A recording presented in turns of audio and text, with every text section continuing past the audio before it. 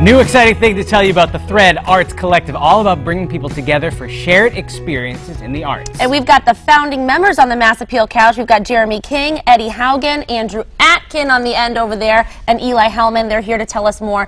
Arts Collective, what is this concept, Jeremy? Sure. I mean, the concept of a collective is really just, in our case, it's for like-minded individuals who have background in the arts, whether it's music or fine arts or, performing arts, theater arts. We all came together with sort of the same vision of making a space in East Hampton where we can involve the community and engage the community in some sort of creative activities, right? So think of it, if you, instead of going to a baseball game, you're going to come and learn how to play some drums, or you're going to come and learn how to play piano, or take part in a theater program, things of that nature. Let's talk about more of the programs, because I know a little bit later we're going to do some steel drum, which is unique. Like, how often do you get to do something like that? What else can people try out and try to learn?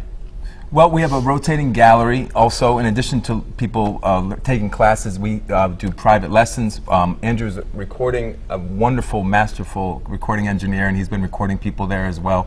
You'll always find, whether it's sanctioned or planned or not, that we're often playing music in there with people of all ages, of all levels, of all styles, so you can almost sort of walk in and find a jam almost any time. So we're sort of sending the message out to people to come to Thread and sort of see what's going on in there. We've got a rotating gallery, as I mentioned, so every 2 months or so we come up with something new. We have a show coming up in October, a wonderful photographer, Miguel Menendez. It's the 20th anniversary of the Million Man March, and he's got photos from that time. So we think that's a wonderful thing to be able to come check out, talk about, think about. I mean, who knew that it's been 20 years since? And even at the time, I think 20 years ago, we weren't sure what was going on in every sense going. So it'll be great to kind of reflect on that. There's a lot of stuff coming up. I teach theater classes to young and old people. We got tons of stuff going on. I think it's great to have that, because arts are so crucial to childhood development, and also for adults as well, to help them. We have these real jobs, right? But we always need to feed that fire inside of us. So it's great that you have this space. Absolutely. Now, Eli, you're from the fine arts perspective, right? Yeah. So now, what do you provide at?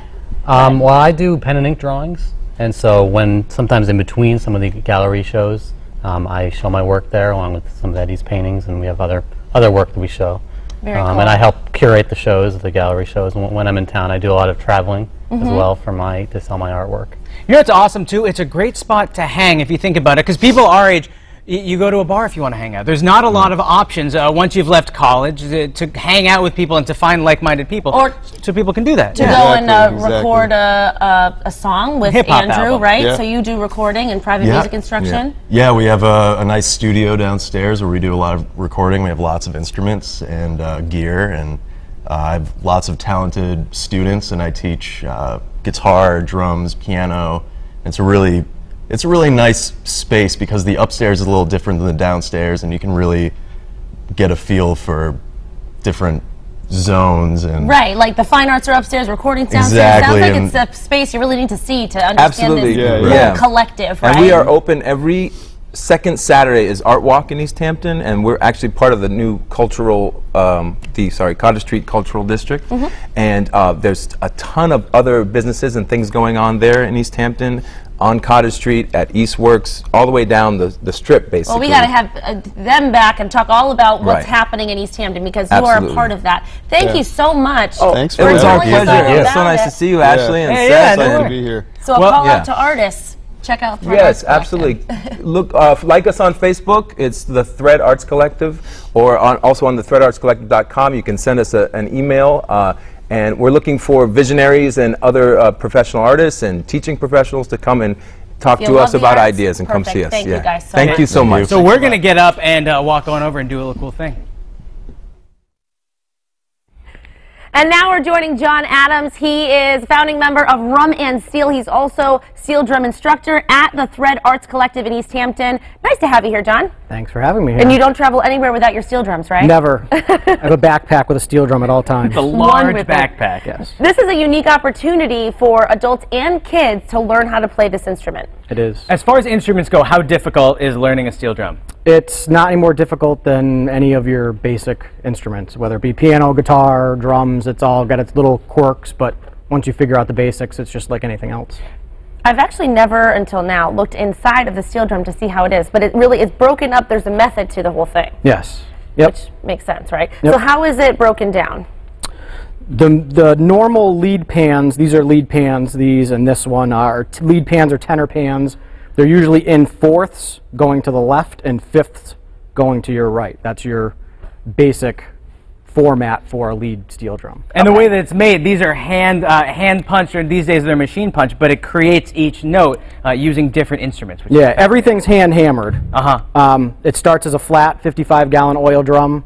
It's sunk, the notes are formed, and then depending on what depth they want, they'll cut the skirt down, and then it goes from there to the tuning. Now, if we wanted, we could just play these drums like a couple of idiots, but I'm sure the people at home don't want to see that. So why don't you give us a little lesson so we're not blowing out people's eardrums? Okay, so one of the first things I do with students is going over chords, because people want to play songs as quick as possible. Yeah, like a power chord, like a guitar on a guitar. Yes. Got it. Yep. So if you find your F, students. Is that it? And yes. And then you're going to play the note immediately to the right, which is going to be your fifth. At the same time? Yes. Okay, so... Yep. That's a chord? That's technically a chord, yes. It's like a 5 chord, you know, like an F5. Okay.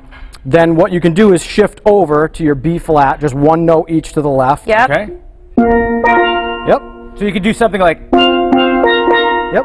Then we'll add one more. Go to your C and your G. Don't go too far, Seth. Don't go too far. Don't rush me. Like that? Perfect. Okay. And then back to your F and your C. Yep. Okay. Yep. So you would get something like... Oh,